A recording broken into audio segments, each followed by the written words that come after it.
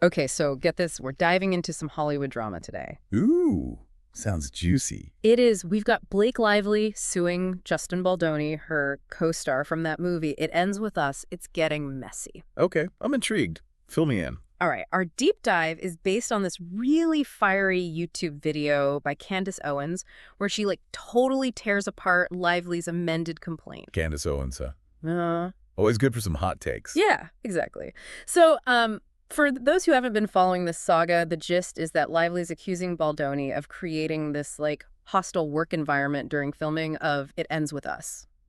I vaguely remember hearing something about that. Right, and you know how lawsuits always sound so technical? Oh yeah, totally. Well, an amended complaint is basically just a revised version of the original lawsuit where they add more info, maybe to strengthen their case or even sway public opinion. Okay, interesting. So they're adding fuel to the fire? Yeah, that's exactly what Candace Owens thinks. She's calling it a clickbait amendment, suggesting that Lively's team is using all this attention-grabbing language and details to get the media and the public on their side. The court of public opinion, very powerful these days. Exactly, and that's where this whole thing gets really interesting. Okay, I'm all ears, lay it on me. So Candace Owens, who's, conservative commentator, pretty outspoken, she doesn't hold back here. No surprise there. Right, she basically sees Lively's whole approach as, manipulative and even hypocritical. Yeah, okay, strong words. And one of her biggest criticisms is this quote that Lively's team pulled from a 7-year-old TED Talk by Baldoni. 7 years ago, what did he say? Well, in the TED Talk, Baldoni talks about how he had to confront all the ways he was unconsciously hurting the women in his life.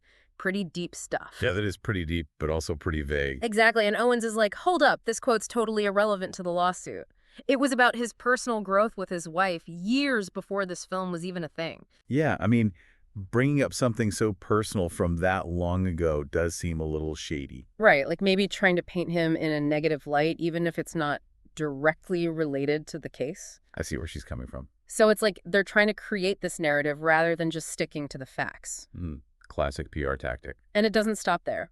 Owens also points out how they're using clips of Baldoni talking about his character in the film. Oh, and what's wrong with that?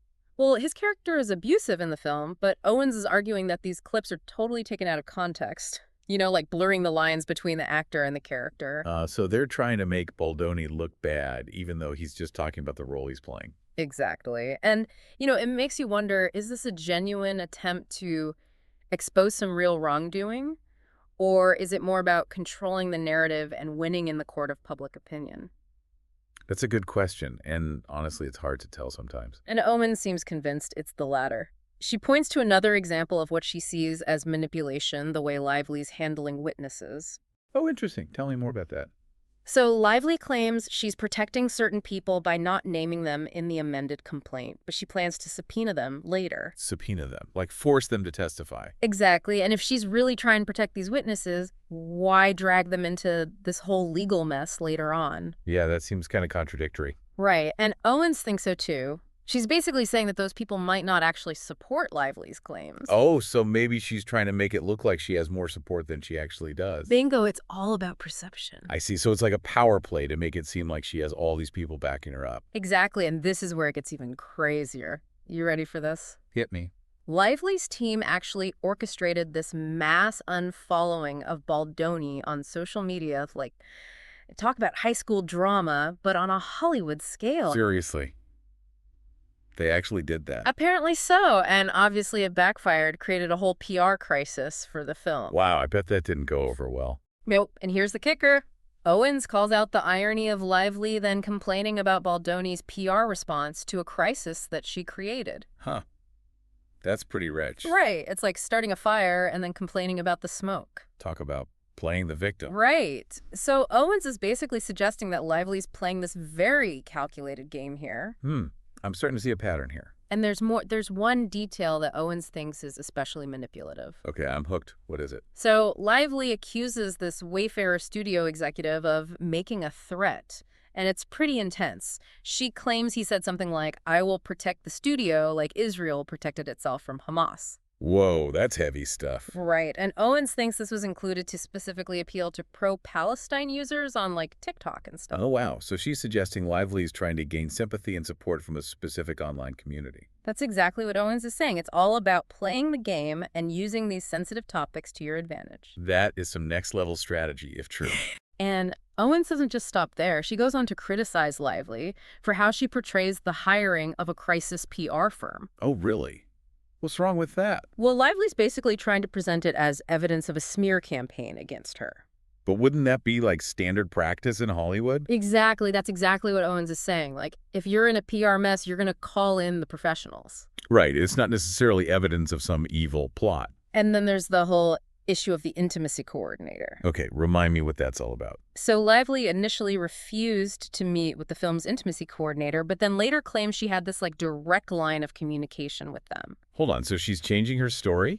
Yep. Owen sees it as this major inconsistency.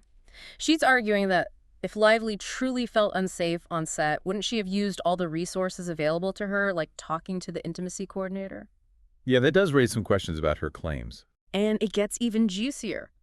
Lively criticizes Baldoni for deviating from the pre-agreed script, but then admits that she herself made numerous changes, even brought in her own writers to revise scenes. Hold on, so she was doing the very thing she's accusing him of. Yep, seems a bit hypocritical, right? Totally, and Owens is calling her out on it big time. So we've got accusations of manipulation, sneaky PR tactics, and now with hypocrisy. What else could there be? Don't tell me there's more. Oh, there's more. And this is where it gets really interesting because Owens believes there's another key player in all of this actress, Isabella Ferreira. Okay, so how does she fit into all of this? Well, Lively claims that Ferreira will testify about Baldoni's inappropriate behavior, but Owens thinks Ferreira's being manipulated by Lively, possibly even groomed to support her case. Whoa, groomed. That's a serious accusation. Right. And Owens points to a few things first. The age difference. Lively was 37 with 4 kids when this film was made, while Ferreira was only 23. Okay, that is a pretty significant age gap. And Owens claims that Lively invited Ferreira for sleepovers now, regardless of what went on at those sleepovers. Owens thinks it's a bit odd for someone in Lively's position to be doing that with a much younger colleague. Yeah, that definitely raises some eyebrows. Makes you wonder about the power dynamic there. And then there's this Owens claims that Lively told Ferreira she was handpicked for a role by Taylor Swift. Wow, for a young actress trying to make it in Hollywood, that's a huge deal. Right. And Owens sees this as Lively's way of securing Ferreira's loyalty, like dangling these career opportunities in front of her. So basically, Owens is saying that Lively was strategically grooming Ferreira to support her case. That's exactly what she's suggesting. She sees it as this pattern of manipulation where Lively is using her connections and influence to her advantage. Wow, this is getting deep. Yeah. It makes you wonder, how much we really know about what goes on behind the scenes in Hollywood. It really does. Is this kind of manipulation and power play common, or is this just an isolated incident? That's the million-dollar question. But before we jump to any conclusions, it's important to remember that we've only heard Candace Owens' interpretation of all of this. Right. She definitely have a strong opinion on this whole situation. To get a more balanced view, we need to look at what Baldoni's team is saying in response to all of these accusations. Okay, so let's switch gears and dive into Baldoni's defense. Sounds good. I'm ready to hear the other side of the story. All right, so how's Baldoni's team handling all of this? Well, they've got this lawyer, Brian Friedman, and he's taking a very different approach. Like instead of all the emotional appeals and stuff, he's focusing on a timeline of events and hard evidence. Oh, so he's trying to dismantle Lively's narrative with facts. Exactly. It's a very methodical approach, kind of like a legal jujitsu move, if you will. I like it, legal jujitsu. So what kind of evidence is he using? Well, let's start with the whole intimacy coordinator thing. Remember, Lively's team is claiming she was denied access and felt unsafe on set. Yeah, I remember that. Well, Friedman has actually revealed text messages that tell a very different story. Oh, really? What do they say?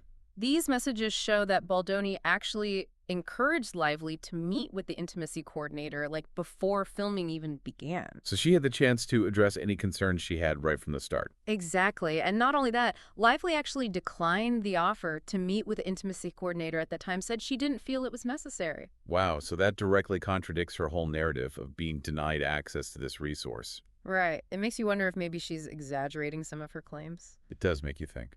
And then there's the whole accusation about Baldoni constantly making unauthorized changes to the script. What about that? Well, Friedman uses Lively's own words against her, points out that she admitted in emails and texts to making a bunch of script changes herself. So she was basically doing the same thing she's accusing him of. That's what Friedman is saying. He's arguing that if anyone was trying to exert creative control and deviate from the script, it was Lively, not Baldoni. It's amazing what people put in writing, huh? I know, right? So Friedman's basically turning the tables on her, using her own actions to poke holes in her narrative. Clever strategy. What about that whole smear campaign accusation, the one with the crisis PR firm? Oh yeah, what's the deal with that? Well, Friedman's argument is that Lively's team is misrepresenting standard PR practices as something shady. Right, because hiring a crisis PR firm is pretty common in these situations. Exactly. It's not some, like, secret weapon to destroy careers as they're trying to make it seem. So just standard damage control. Exactly. And I'm guessing Friedman also addressed that whole mass unfollowing incident that Owens was talking about. He probably did.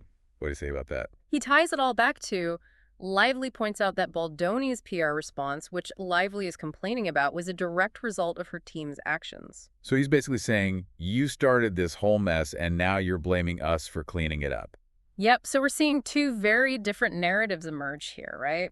Totally. Lively's team is claiming a hostile work environment, all these unauthorized script changes, and a smear campaign. And on the other hand, Baldoni's team is portraying Lively as the one who initiated the whole conflict, you know? They're highlighting inconsistencies in her story and her actions. It's like a PR chess match with each side trying to outmaneuver the other. Exactly. And as we've seen, social media plays a huge role in these battles. Oh, for sure. It's both a weapon and a defense. Yeah. You can amplify your message, but it can also backfire spectacularly. I like with that mass unfollowing thing, it makes you wonder how much we can really trust what we see online. Right? Is it genuine outrage or is it calculated manipulation? It's getting harder and harder to tell. So true. So we've explored both sides of this legal and PR battle, but there's still one piece of the puzzle that I'm not quite getting, Isabella Ferreira. Yeah, what's the deal with her? Well, Lively claims she'll testify about Baldoni's inappropriate behavior, but Candace Owens is suggesting that Ferreira is being manipulated, you know, maybe even used as a pawn in this whole game.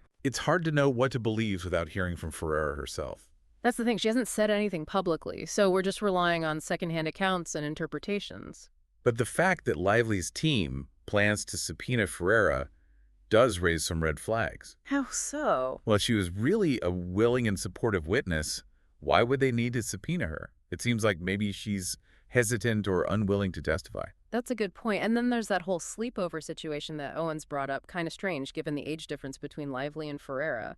It definitely raises some eyebrows. Mm-hmm. And while we don't know the details or the context of those sleepovers, Owens sees it as evidence of a potentially inappropriate relationship. Especially with that claim that Lively told Ferreira she was handpicked for a role by Taylor Swift that could be seen as a way of influencing a young actress, you know, promising career advancement in exchange for loyalty. It's possible that Ferreira feels pressured to take sides.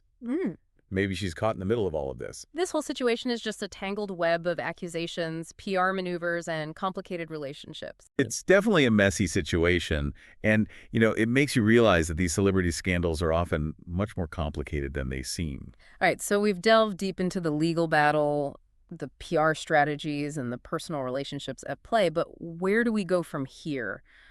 What are the potential consequences of all this? Well, that's a question we'll explore in the final part of our deep dive. Okay. The stakes are high in this case, and the fallout could be pretty significant. Okay, I'm hooked. I can't wait to hear what happens next. So yeah, where were we? Oh yeah, the potential fallout from this whole thing. It could be huge, like professionally, personally, for everyone involved. It sounds like it. So let's start with Blake Lively. What are the potential consequences for her, even if she wins the case? Well, even if she wins, she could still end up losing big time. You know what I mean? In terms of her reputation. Exactly. Hollywood's all about image. And this whole thing has definitely tarnished hers. Even if she's telling the truth. Yeah, it doesn't really matter. At this point, she's being portrayed as manipulative and hypocritical, and that's hard to come back from. So even if she wins the lawsuit, she might lose in the court of public opinion. That's the thing, and that can hurt her career in the long run. You know, producers and brands might hesitate to work with her. Because of the negative publicity. Exactly. It's a reminder that your reputation can be super fragile, especially in Hollywood. Yeah. One wrong move and it's all over. Pretty much. And it's not just Lively who's at risk.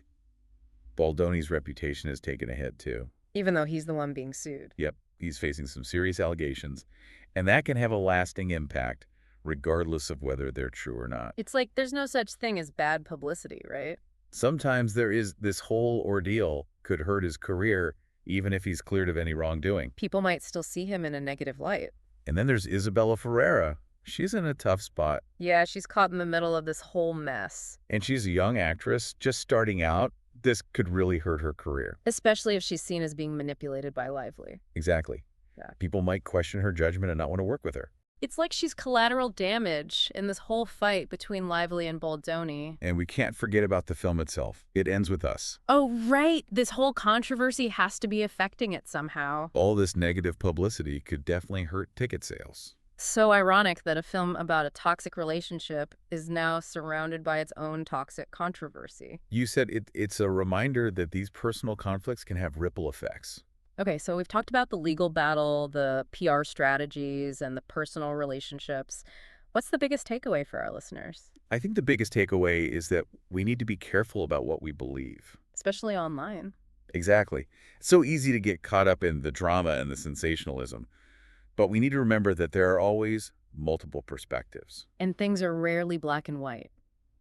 This case is a good reminder that there's often more to the story than what we see on the surface. Well said. This has been a fascinating deep dive into the Blake Lively, Justin Baldoni lawsuit. Lots of twists and turns, that's for sure. As this saga continues to unfold, I think it's important to remember what you said.